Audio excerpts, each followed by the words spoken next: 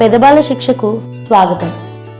Hi hello నమస్తే, welcome to our channel. ఆవలింత అంటువ్యాధి కాదు, కానీ అది అంటుకోవడం మాత్రం నిజమనే అనుకోవాలి. తల్లి గర్భంలో ఉండే శిశువు కూడా ఆవలిస్తుంది.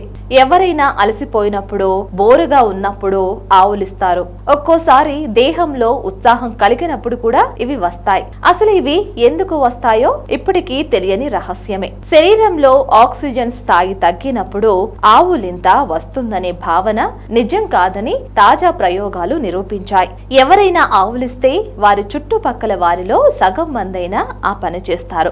ఎదుటి వారి పట్ల సానుభూతి చూపే స్వభావం కలవారు ఆవలింతల ప్రభావానికి సులభంగా లోనవుతారని చెబుతారు. ప్రకృతి పట్ల స్పందించి దానికి అనుగుణంగా ప్రవర్తనలు కలగడం జీవులకున్న ఓ ప్రధాన లక్షణం. ముఖ్యంగా నాడి వ్యవస్థ బాగా అభివృద్ధి చెందిన జీవులు ఉష్ణోగ్రత వ్యత్యాసాలకు అనుకూలంగా ప్రతిస్పందిస్తూ ఉంటాయి. ఒకరు ఆవలించడం చూసిన వారికి కూడా అదే స్పందన కలగడం కూడా అలాంటిదే.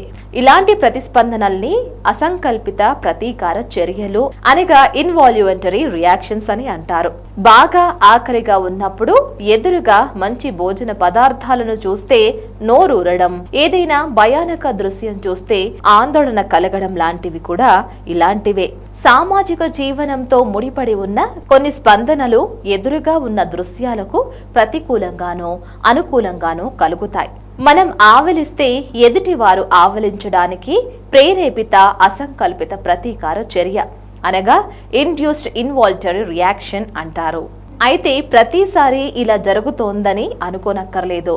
మరింత సమాచారం కోసం మా పెదబాల శిక్ష ఛానల్ని సబ్స్క్రైబ్ చేయండి.